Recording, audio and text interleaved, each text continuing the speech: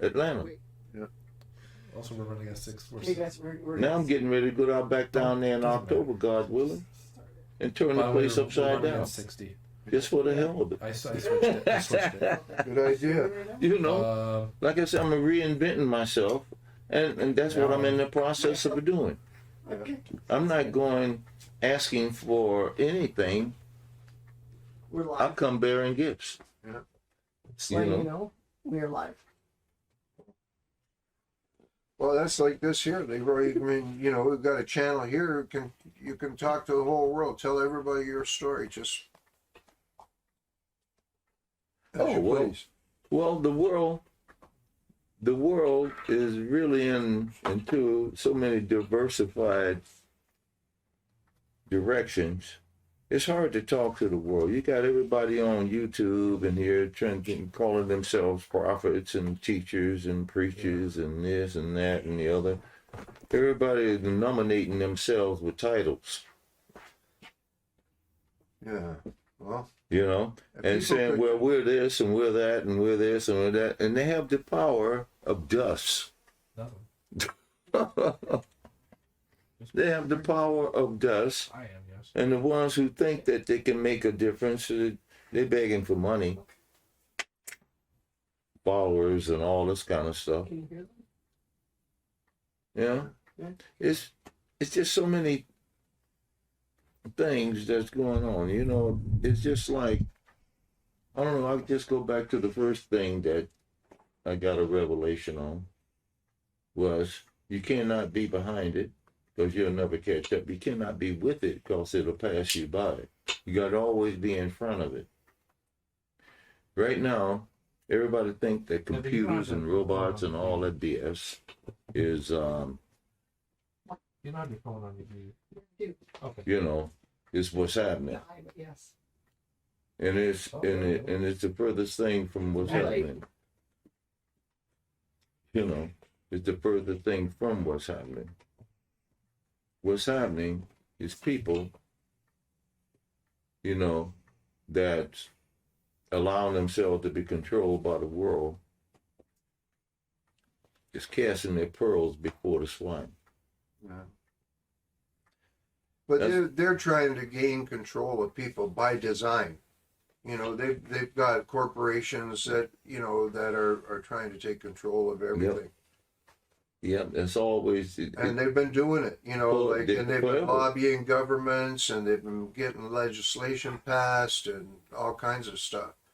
You know, it's like they say, but we're not really wrestling against people, but there's powers and principalities in high places that are using people to get us to rely on the world instead of, like our Constitution says, the supremacy of God. You know, I listened to a thing yesterday, as a matter of fact, about the World Economic Forum, and the guy was basically saying, mocking God, basically saying, oh, you know, there's no imaginary guy out there in the sky pulling all the strings. You may as well forget about that. We're down here on Earth, you know, with the actual answers to stuff. You know, come to us. Well, you know something? Here's the deal. Where is Earth? Yeah. Earth is not down. Earth is where it is. Where's heaven? All around Earth. All around Earth. So where's Earth? Earth is in heaven. If it's down, what ground is Earth on? It's on God's ground, but that's the problem, is they don't want to give God the credit, and they don't want to be respectful and replenish it. Well, they're trying to discredit God by giving him names. They call him all these different names, and he's none of them. Yeah. He told Moses what his name was. He said, Moses said, who are you? What's your name? He said, I am. Moses said, I am? He said, yeah, I am that I am. That's the end of it. Exactly. No fancy title. You know, I am that I am. And like, I'm from everlasting to everlasting. So how are you going to put a name on something from everlasting to everlasting that I am that I am? How are you going to give it a name? That's man giving the creator, the creative, Well, yeah, that's getting the the cart. creative energy, the creative power of everything that we live in. He didn't create religion, we did. Yeah. We didn't create names of God, we did. We didn't, God created us. We didn't create him. We're trying to create him by giving him a name. Hey Joe, what's up? We were made in God's image, not the other way around. You know what I'm saying? But we're always trying to switch that around to the other ways. I mean, like, you know, if we can fit God into a box, Right? then we can monetize him. Mm-hmm. Well, that's why we're trying to, we're dealing with all kinds of computers, and we're looking for something artificial to guide us. And it's happening.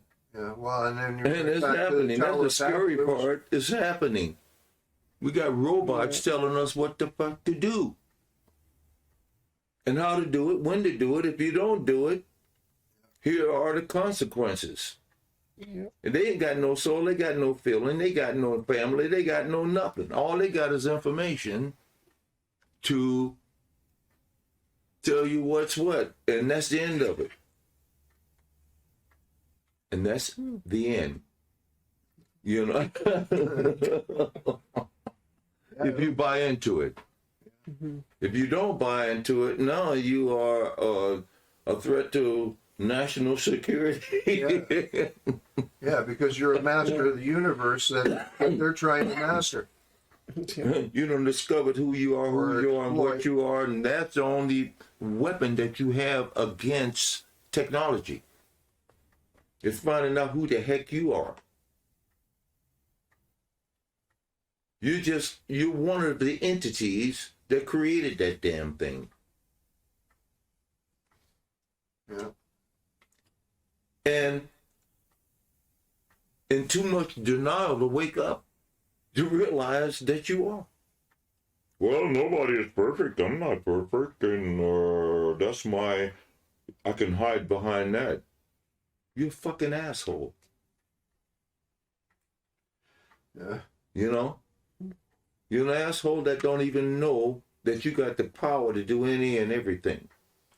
Well, every time that you say you're not perfect, you're really insulting God. It's like he didn't know what he was doing when he made you. Yeah. He said, I created you in my image. If you ain't perfect, I ain't either. I'm dad. You know? That track, You know? yeah. I mean, that's only common sense. I ain't trying to sell you no religion. I ain't trying to get you to come to no church. I ain't trying to get you to do anything but to wake your dumb ass up and realize who you are, and what you are capable of. Now you done created all this shit that's governing you.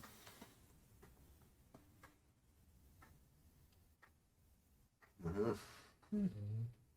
Look, I'm a 77-year-old man, and I ain't stupid. And I'm proud to say that. I ain't dumb at no end. What do I have? I got statistics. My brother, he pulled it up. He put my name in the thing because he knew what that is going to throw out. When you pull it up, what happened? Well, first thing brought up is your worth. That's worth some astronomical amount of money. Huh? It's worth some astronomical amount of money.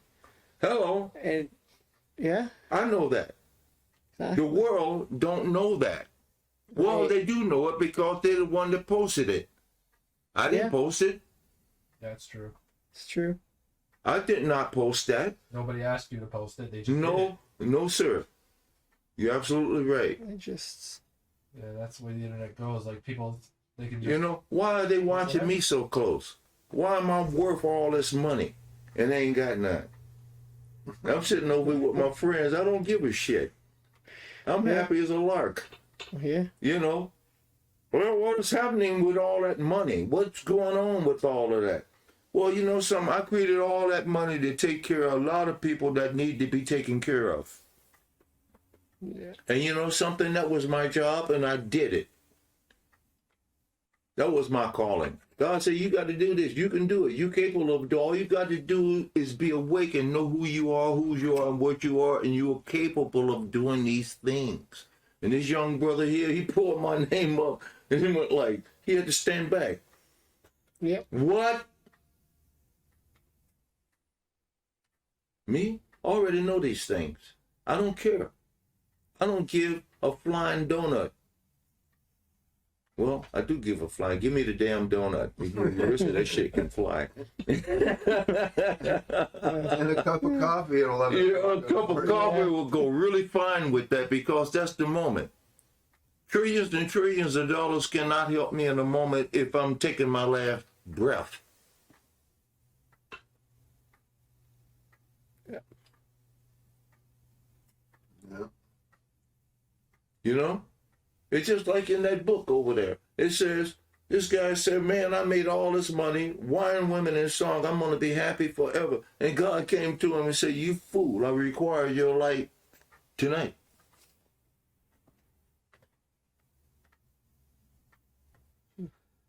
Yeah. It's written. Been a lot of people who work their whole lifetime to get to retirement and, don't ever get a chance to enjoy it. Right. Because if they train you to do something for most of your life and you're not doing it anymore, you start dying if you don't have anything else to do. But if you realize that you got a lot that you can do and say, hey, how early can I get away from this? And you get away from it, you say, well, you're going to have to take a little cut in money, and they're going to try to entice you with it. You work another 10 years, you get another extra $100. No. Fuck off. Yeah. How can I get away from this? I got other things on my mind and in my spirit that I can, you talk about $100 extra, I'm talking about a whole another 10, 20, 30 years extra on my life because I got some ideas. It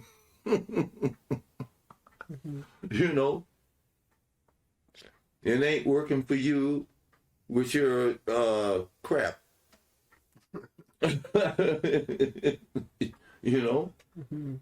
mean, it's a simple wake up. Yep. I know because I only had 2 jobs in my whole life, and it was enough for me. The first one was 5 years, the second one was 3, and I was done. All the rest of my life has been playing guitar, singing, writing songs, traveling all over the world, meeting people, learning from people, getting my education from people. If I want to know what the hell is going on in Hungary, I ain't going to listen to the CNN fucking news. I'm going to go to Hungary. Mm-hmm. I'll find out what the news is if I'm that interested. And I'm that type of person. Thank God. I just go. It ain't got nothing to do with no freaking religion. Ain't no church sending me over. Ain't nobody, I ain't going over there, oh, hallelujah, you got to believe what I believe. No, fuck off. Look, here's the deal. I'm here. What's up? I come to sup with you and you sup with me. I come knocking on your door. Is that where they got that in Detroit? Yeah, they got What's it from up? here in Detroit. What's up? That's up. We're going to sup. You know what a sup is? You know what that's short for supper. That means that I'm showing up, we're going to have supper. When you have supper? In the evening, when everything is quiet and calmed down and where you can sit down and have a supper. What do you do when you have a supper? You sit there and you eat and you exchange whatever you're exchanging at the moment. Because you're in a moment of eating. You're in a moment of being fed. You're in a moment of evolving. And that's why you say, I come to knock on the door to sup with you. And you can say, we're going to have some supper.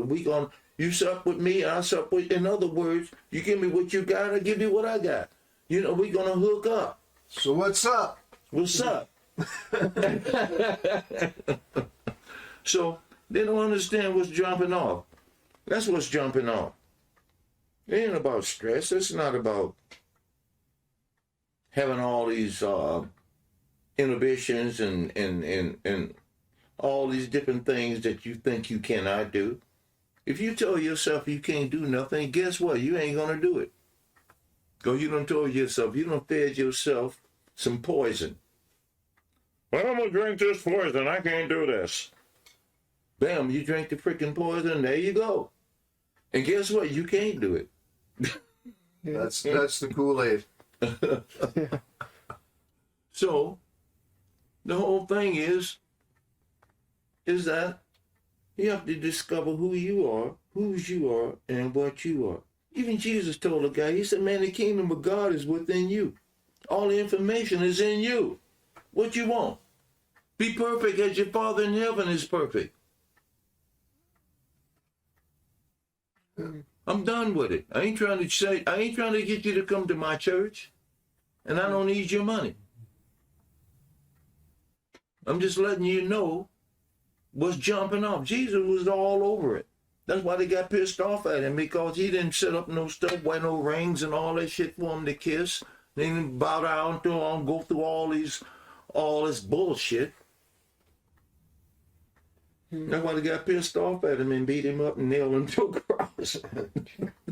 You want to really know? Well, I got a question for you, Leroy. James keeps telling me there's a story about that guitar up there. Which one? I think it's the Hagstrom, you said? Yeah, the black one, yeah. Yeah. A story? The, Okay. Why, the backstory. Or the history backstory of the guitar. how it came to pass. Yeah. Oh, how I got it? Yeah. I know he got it from you. And Okay. then Well, you got it. how it happened, I was at the NAMM show, which is in California, Anaheim, which God willing, I'm still running around here doing the moonwalk. I'll be there again in April.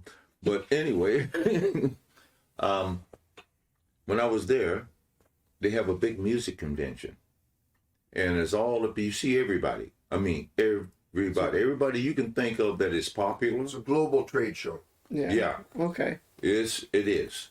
Right. That is the biggest in the world. So like, what's happening is I was there, and I go there every year. I got friends there. I stay out at the beach house. Me and Mark and John. We stay out at the beach house for nothing, and that's a freaking $2-3 million area thing that we stay in for free, as long as we want to be there, because we're friends with the people that own. They own 3 or 4 of them. You know, whatever. And that one, Yeah. whatever one that's available, they just give it to us because they like hanging out with us. They're that down to earth. But anyway, I'm out there and I'm walking around checking out guitars. Right? So I came up on Hagstrom and I was looking at the guitars and I saw this one hanging on the wall, and I took it off. Looking at it, I said, it's not bad. It's a pretty decent guitar. So I sit down and they let you try them out. You know, because I got my badge and all that stuff. I'm there, and so I'm supposed to be there, type of thing. So anyway, I'm fooled around and I started playing. I hooked up on a little amp that they had some amps there, and you know, it's thousands and thousands of people, and they all wearing badges. They all in the music industry. Every last one of them, to some end. Some of them are superstars like Van Halen, he's there, Stevie Wonder. All those people are there. I met Glenn Campbell and when during that time, he's passed away now. But anyway, I'm sitting there playing. This guy came up there. He was in charge of the situation of Hagstrom. Yeah. So you say, man, you sound pretty nice playing that guitar. It sounds really good. And stuff like that. He said, you play jazz? We just talking. I said, yeah, man, it's pretty. I play a 335 Gibson and all this talk, whatever. And then he said, yeah, where you from, man? And I said, actually, I live in Canada. I live in Niagara Falls, Canada. You know, but this badge says California because I got this badge. There's people that live out here. I'm hanging out with me and my band at the beach house. We gotta get our badges for them because they got businesses that they own. These people got more millions than I got pennies. So that type of thing. But we're good friends. Mm-hmm. And when we come out there, man, they just want us there.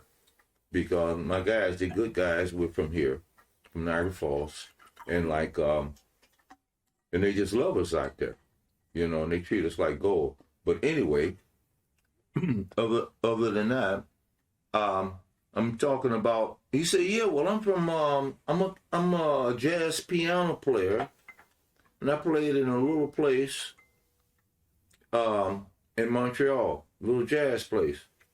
I said, and just out of my spirit, it came. I said, "You play Beatles?" Just like that. Now, Beatles was a bass player that he worked with for years, Oh. right? Mm-hmm. And Biddles passed away. But he went on to get a job. He's working for Hagstrom. He got a position in management or whatever he does. Mm-hmm. And like, he said, "You know about Biddles?" I said, "Oh, yeah. I played up in Montreal quite a few times. And I know who Biddles is. A real heavy bass player, real beautiful person, and blah, blah, blah, blah, blah, blah, blah." But we got to talking, right? And I'm not lying. The guy got so emotional. But Biddles was one of his best friends. And I knew who he was, and I knew who it was, where it was. And here I am in California.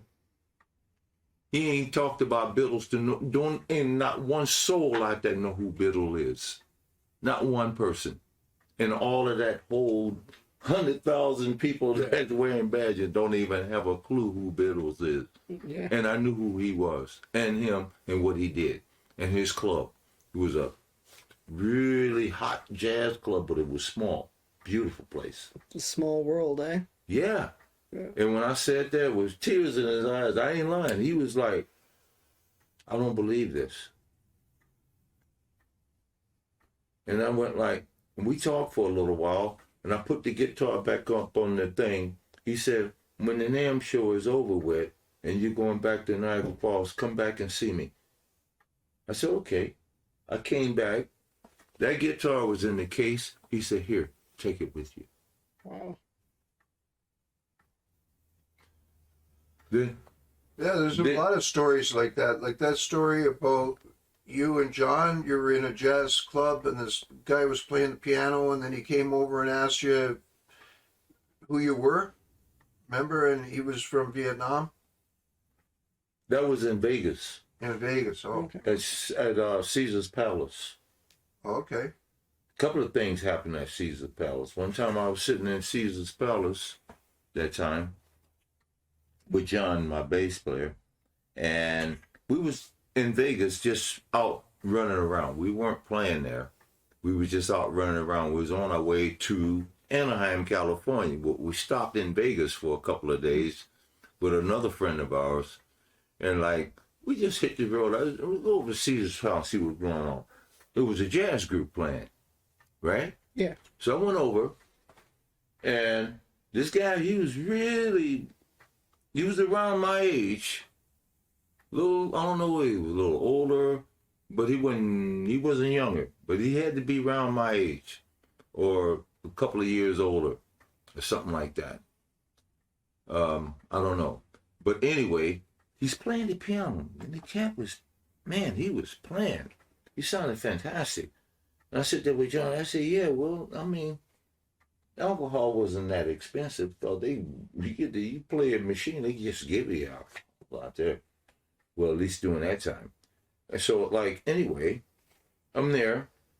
We're sitting there, and the guy looked over at me when he was playing the piano. A real intimate jazz place room, and he looked over at me when he saw me. And I'm looking at him, I'm listening to him play. He's playing like he's killing it, man. He's sounding fantastic. And like, he looked over at me again, and he's playing. And as he was playing, he kept looking over, and after a while, he just looked over and he kept staring at me. He was just playing, looking at me, right? And I'm sitting there like this, just looking at him. This is like years ago. And I'm sitting there looking at him, and like, after all that happened, he took a break. He came right over to where me and John were sitting. And he said, "Hey, man, He said, I'd like to come on. He said, you a musician? Just like that. I went like, yeah, I'm a musician. I stood up. I said, man, you sound fantastic on the piano and blah, blah, blah. I said, where you from, man? He said, I'm from Chicago. And he said, you're a musician, man. He said, I know you, man. I know you. And I never seen him before, right? Mm-hmm. And I said, where you know me from? He said,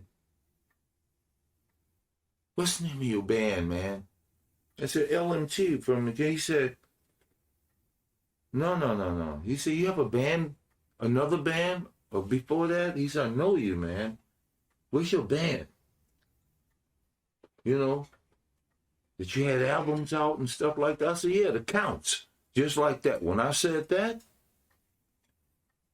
he stood back. He almost freaked out.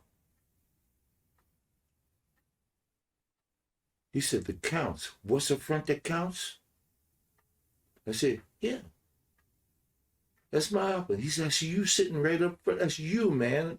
It's you. And he came over. He came over and he grabbed me, hugged me. The guy was like intense. He said, I'm sorry, man. He said, you saved my life. I said, what do you mean I saved your life? We were pinned down in Vietnam. And only album that we had it on the wall. Only album that we had was that picture of the Counts. What's up front that counts? And you were sitting up front. And we thought we was going to die. And he said, man, let's focus on this. We got to get back home. Long story short, miraculously, they got out of there alive. And they got back home. He never forgot, kept looking in my face on that album. And when I was sitting there looking at him in Vegas playing that piano, I had all the same, I guess the same look or whatever, a little bit older. Mm-hmm. But I'm sitting there just checking him out, man. I'm checking out the music. He's killing it on the piano. And he just stared at me. And he said, we got to get back where the Counts is, man. We got to get out of here. And they thought they were out of there, or they got out of there some kind of way, but they got away. And they got back home. I don't know the whole story on that. Yeah, you never know how or where or when you touch people with music, because once it's out there, it's changing lives, whether you realize it or not.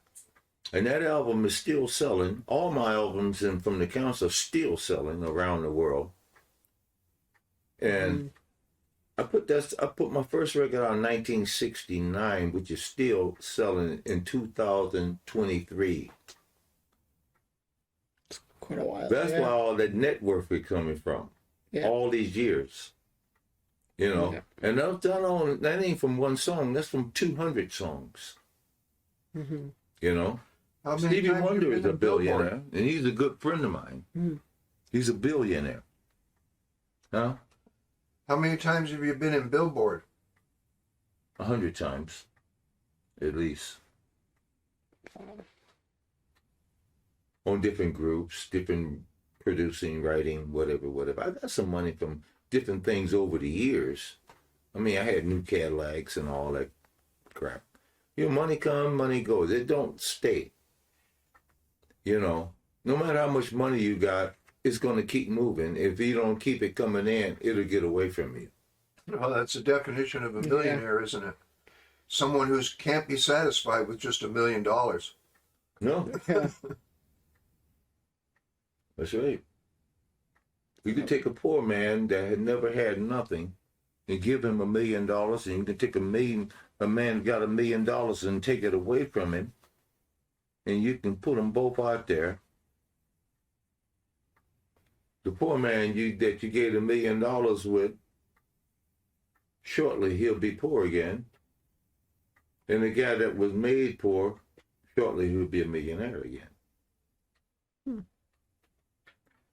You know, Mm-hmm. if you used to being poor, that's what you're going to be. If you accept that, that's what it's going to be. You got the power to accept whatever you want in your life. Mm-hmm. You can be whatever you want. You know, you don't need robots or other people to tell you who you are, whose you are, whose you are. Look into yourself. Look into things that attract you and look into why. And you'll probably find out why they're attracted, because that's part of your gift, that if you delve into that, you're going to evolve. Because that's what attracted you. You know, that was your gift. That was your calling. Mm-hmm. That people ignore. And when they go up there and say, well, I got my child. Okay. What makes us the same is that we're all different. Yeah. Everybody's an individual. I mean, Everybody. like whether it's a snowflake or a human being, every one of them is different. That's right. Mm-hmm. You know, when you're dealing with different things in different ways. This is why they always say the Bible, and they will say that the Bible misrepresents itself. It, you know, it contradicts itself. No, it does not. Well, Paul wrote this to Corinthians and said this, and then he wrote this to the Romans and said that. No, dog. He wrote this to the Corinthians because they had toothaches, and he said, go to a freaking dentist. And he wrote that to the Romans and said, because they had feet problems, said, go to a pediatrician or whatever. A diatrist. Whatever. You don't send a guy that have a freaking toothache to a brain surgeon. Yeah. So Well. he addressed, you know, Brain surgeon might be able to fix it. maybe, but his whole thing is Well, you might end up with a lobotomy.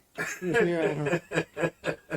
you never know. He'll tell you, say, hey man, this is not my expertise. You know, Yeah. you ain't gonna go to somebody that works on optometrist. You ain't gonna go to a foot doctor. Yeah. Yeah. So Apostle Paul, what they call it, wrote to each one of those cities and books the problems that they had Yeah, he gave them a prescription for their situation. for their situation Yeah. at that time. He said, well, you can't do the women over here should cover their head. They shouldn't wear makeup. Why? Because they got a lot of crazy dudes riding around there, snatching women off the street and raping them and killing them and all this kind of. He said, man, we'll tell all you women, cover yourselves. Don't put on all them. Don't be out there because you might end up in the woods dead somewhere. So he addressed that. So they took it as the whole word of the Bible. Come on, give me a break. How stupid can people be? Mm-hmm. You know? And that's another thing. I said, that ain't religion. That was common sense. Yeah. You know? That's all that is. The Bible is about telling you which problems you got. Mm-hmm. That's all. Yeah, but common sense isn't that common. Yeah. Yeah. No, like you say, like with the principles involved, right? And they're managing all those I principles. hear that you're going on tour in a couple months. What's that? I hear you're going on tour in a couple of months. Oh, next month. Or next month. Yeah. Where are you going? To Italy. Italy. Yeah. Yeah. How many shows you doing there? Hmm? How many shows are you doing there? Well, I'm going to be there for 2 weeks. Well, I'm sure I'm going to do at least 10 or 12 shows. A few. Yeah. Because there's a lot of places I can play there, so I'll probably hit most of them. If I ain't going to hit them all. I'm just going to hit the main ones and I'll be back. It's not too bad. In fact, I'll hit the main one and we'll be back. All right.